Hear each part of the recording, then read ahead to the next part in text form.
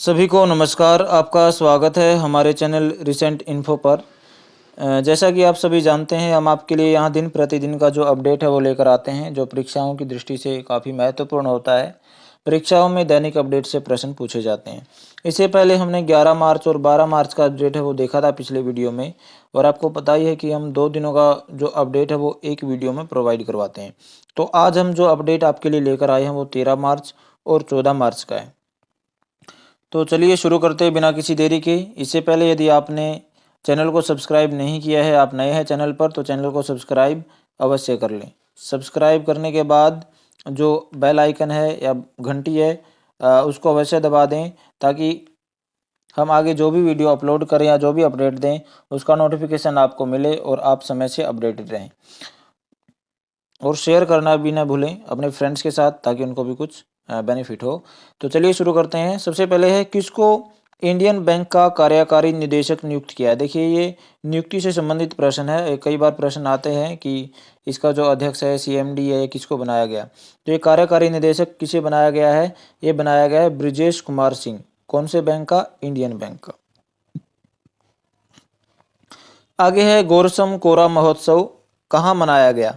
तो ये गोरसम कोरा महोत्सव जो है ये कहाँ का है, ये पूछा जा सकता है। जैसे पोंगल पूछा गया था, कई बार पोंगल पूछा जाता है कि पोंगल किस राज्य से संबंधित है। तो वैसे ही ये जो गोरसम कोरा महोत्सव है ये किस राज्य से संबंधित है? ये है अरुणाचल प्रदेश से। और अरुणाचल प्रदेश में भी ये कहाँ मनाया गया? ये तवांग जिले का एक जेमीथांग जगह है, वहाँ पर इसको मनाया गया। आगे चलते हैं। किसने promising investor of the year का पुरस्कार जीता है? Promising investors of the year, ये जो पुरस्कार जीता है ये जीता है सचिन सालुंखे ने। किसने जीता है? सचिन सालुंखे। आगे है, जवाहरलाल नेहरू विश्वविद्यालय ने किस देश की राष्ट्रपति डॉक्टर सामिया सुलूहू हसन को डॉक्टरेट की मानद उपाधि से सम्मानित किया है? देखिए, जेएनयू जवाहरलाल नेहरू विश्वविद्यालय यानी जवाहरलाल नेहरू यूनिवर्सिटी जो है जेएनयू, इसने डॉक्टर सामिया सुलूहू हसन को डॉक्टरेट की उपाधि प्रदान की है। तो ये बताना है कि ये किस देश की हैं, किस देश की राष्ट्रपति हैं ये। ठीक है, राष्ट्रपति हैं किसी देश की। तो ये हैं तंजानिया की। कहाँ की हैं ये? तंजानिया। आगे है, केंद्र सरकार ने हर वर्ष किस दिनांक को हैदराबाद मुक्ति दिवस मनाने का निर्णय लिया है? तो जो हैदराबाद था उसके जो निज़ाम थे स्वतंत्रता के समय, वो भारत में इसका विलय नहीं चाहते थे, वो पाकिस्तान में विलय चाहते थे। तो सरदार पटेल की वजह से इसका भारत में विलय हुआ। जब सेना भेजी सरदार पटेल ने सिविल ड्रेसेस में, तो ये केंद्र सरकार ने निर्णय लिया है कि जो हैदराबाद मुक्ति दिवस मनाएंगे हम इस तारीख को। तो कब से ये इसको मनाने का निर्णय लिया गया है? ये मनाने का निर्णय लिया गया है 17 सितंबर को। जो हर वर्ष जो 17 सितंबर को हैदराबाद मुक्ति दिवस मनाने का निर्णय केंद्र सरकार ने लिया है। चलिए आगे चलते हैं।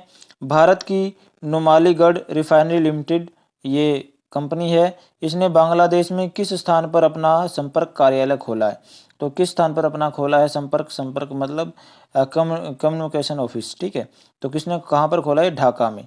कहाँ पर? बांग्लादेश की राजधानी है ढाका।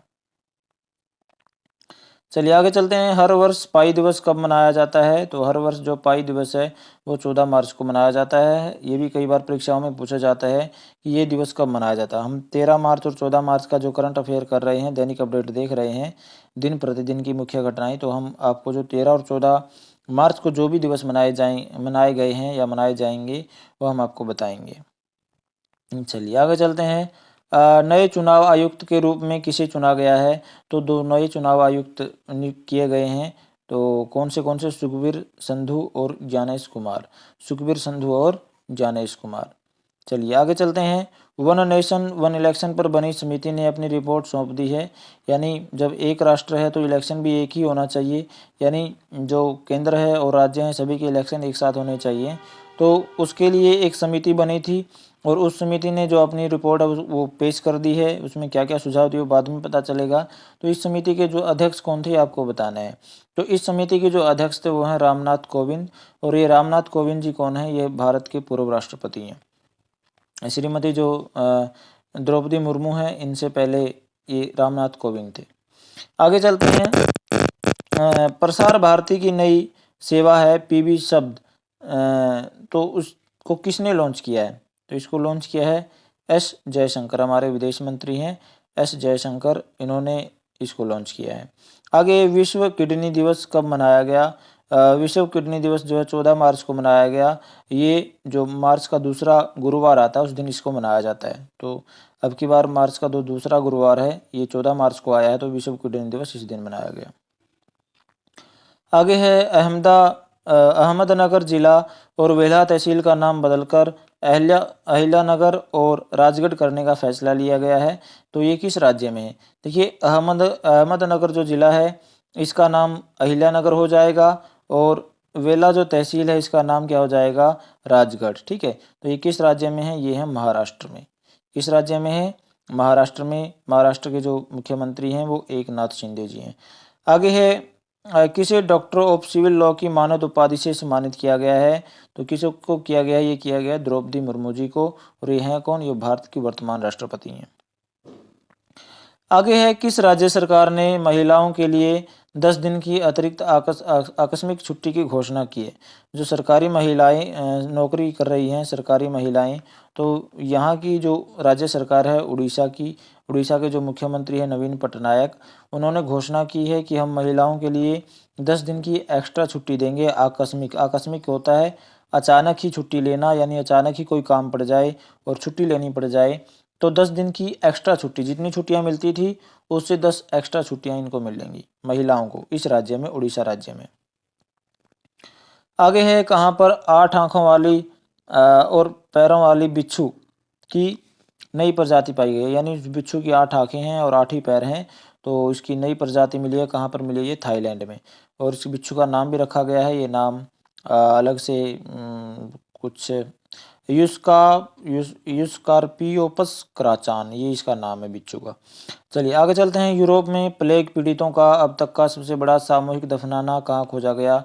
यानी जो प्लेग से पीड़ित थे, मर गए और उनको सामूहिक रूप से दफना दिया गया, तो सबसे ज़्यादा कहाँ पर दफनाए गए हैं ये लोग? प्लेग से जो पीड़ित हैं, सबसे ज़्यादा दफनाए गए लोगों का ऐसा जगह मिली है। कहाँ पर मिली है ये मिली है नूर्नबर्ग। नूर्नबर्ग कहाँ है? जर्मनी में। आगे है पाकिस्तान का नया विदेश मंत्री किसे नियुक्त किया गया है? जो पाकिस्तान का नया विदेश मंत्री कौन बना है? ये बना है इशाक डार। कौन बना है? इशाक डार। इशाक डार को पाकिस्तान का नया विदेश मंत्री नियुक्त किया गया है। आगे चलते हैं। किसे नीदरलैंड के इरास्मस पुरस्कार 2024 से सम्मानित किया गया है? तो ये किया गया है अमिताभ घोष को। और किसके? अमिताभ घोष को कौन सा पुरस्कार मिला है? इरास्मस पुरस्कार। कहाँ का? ये नीदरलैंड का। आगे चलते हैं। किसको चंडीगढ़ का नया डीजीपी नियुक्त किया गया है?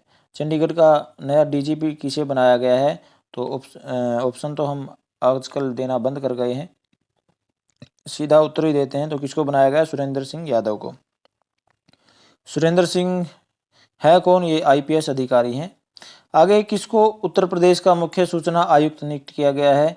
तो उत्तर प्रदेश का जो मुख्य सूचना आयुक्त है ये बनाया गया है राजकुमार विश्वकर्मा को। किसको बनाया गया है? राजकुमार विश्वकर्मा को। आगे किसने दुनिया का सबसे ताकतवर रॉकेट स्टारशिप लॉन्च किया है? स्टारशिप सबसे ताकतवर रॉकेट इन्होंने क्लेम किया, दावा किया कि हमारा जो रॉकेट है सबसे ताकतवर है।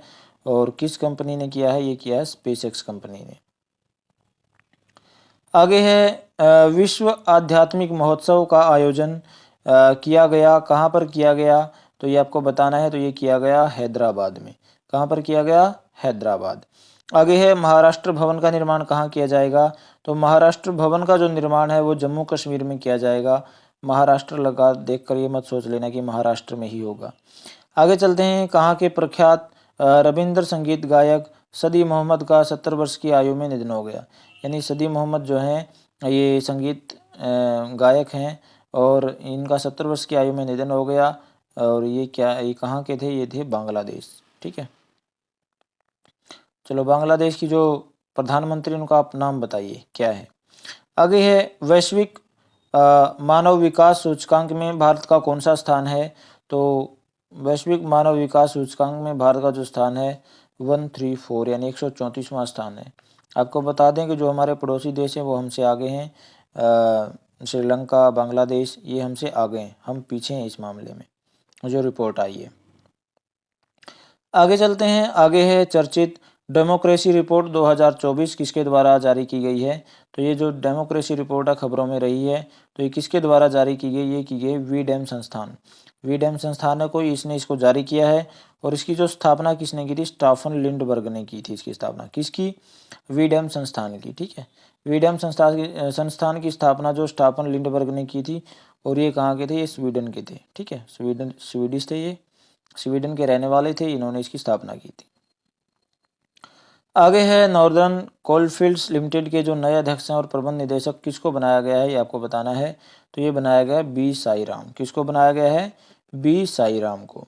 आगे रणजी ट्रॉफी 2024 का खिताब किस टीम ने जीता। तो ये किसने जीता है, जीता है मुंबई ने। किसको हराकर, विदर्भ को हराकर। मुंबई ने विदर्भ को हरा दिया और अपने नाम कर लिया खिताब। आगे चलते हैं। नदियों के लिए अंतर्राष्ट्रीय कार्रवाई दिवस 2024 का विषय क्या है। कई बार थीम भी पूछ लिया जाता है पेपर में, तो थीम भी हम कई बार बता देते हैं आपको। तो इसका जो 14 मार्च को ये मनाया जाता है नदियों के लिए अंतर्राष्ट्रीय कार्रवाई दिवस। और इसका जो विषय क्या है, इसका है सभी के लिए पानी, यानी पानी सभी को प्राप्त हो। आगे चलते हैं।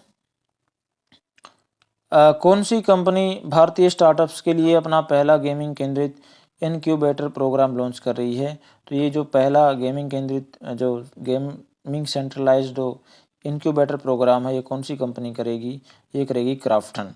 कौन सी कंपनी करेगी, क्राफ्टन।